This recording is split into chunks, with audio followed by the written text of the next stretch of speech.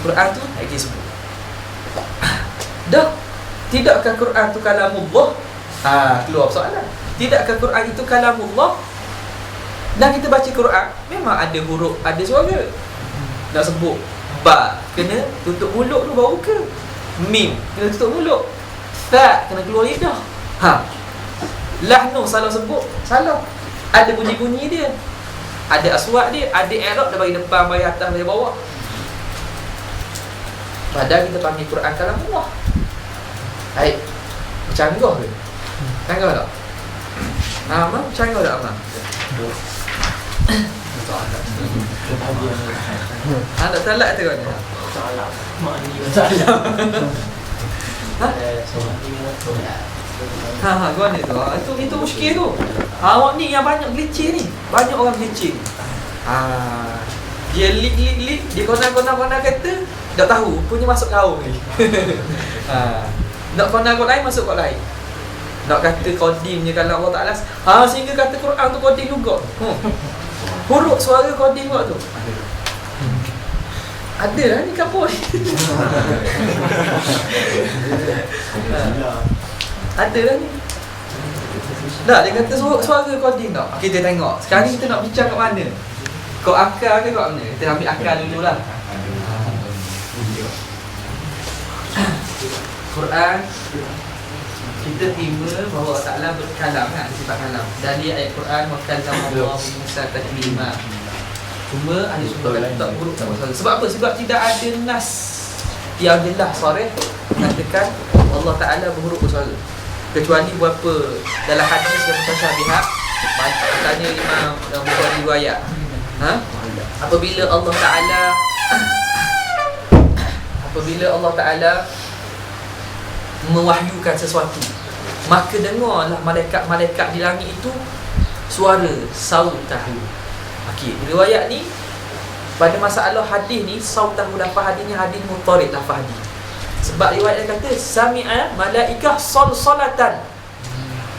Dengar bunyi macam receh tahu receh? Receh. Kalau receh salsalatan macam kalau kecil macam mana?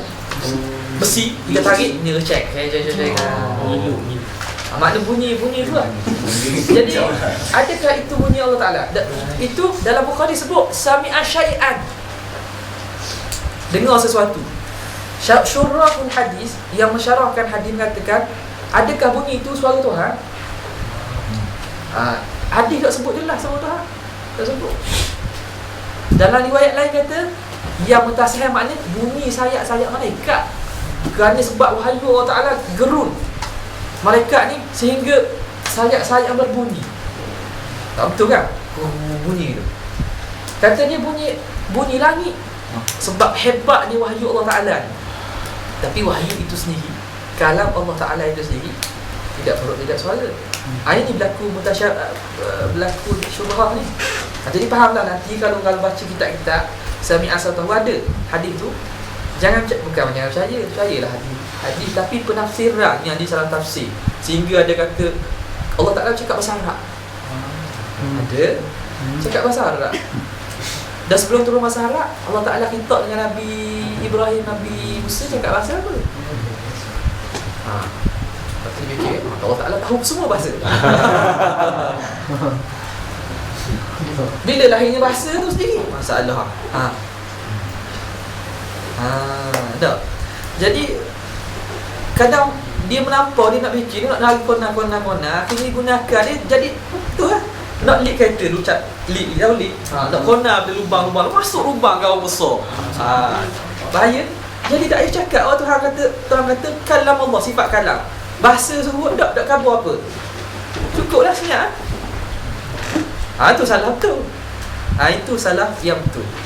Ni dia takwil pula. Dengan ayat-ayat hadis mutasyabihat. Hadis mutasyabihat akan salah kan? Tak takwil ni diguna tu jadi pada masalah besar pula pada sifat Allah Ta'ala.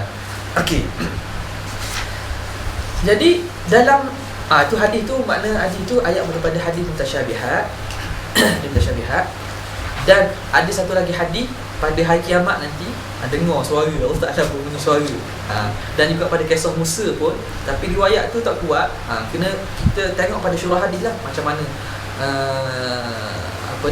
yang mensyarahkan hadis-hadis dan sunnah sitah Bukhari semua. Ibn Hajar sendiri mengatakan bahawa itu ayat mutasyabihat, sama ada tafwid ataupun ta'wil. Tafwid atau ta'wil. Okay, ini bukan tempat nak bincang lah. Malah dah bincang-bincang lah. Akil ni cukup lah. Okay, jadi dah Quran dah habis masalah ni. Quran ni macam mana Quran? Quran ni boleh terima ke? Kembali boleh terima dia tu lafaz, huruf dan suara tu qadim. Dan Quran itu qadim, sehingga melampau sebahagian mereka kata Quran itu kertas tu jadi qadim. Sebab rakuk kan ni. Pada kertas kita baca, habislah dia qadim. Huruf kita baca bismillahirrahmanirrahim, kita berhenti, tak ada lagi. Tidakkah itu semua taghayyurat, anwa'i taghayyurat, berubah, tidakkah berubah kerana makhluk? Sebab yang qadim ni kekal, tidak ada awal. Apa maksud qadim? Tidak ada awal. Baqa tidak ada akhir, ni ada awal. Ada awal. Ada awal.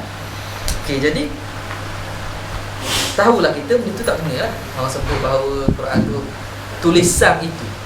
Quran kalamullah. Lafaz tu qadim tak? Tak. Tulisan qadim tak? Tak. Suara qadim tak? Tak. Dan tapi Quran tu qadim tak? Qadim. Sebab tu kalamullah. Pusing. Nampak ta'arud pula. Apa pun cakap gini ni. Tadi kata dok qadim, lepas tu tiba-tiba kata qadim. Nak macam mana nak jelaskan?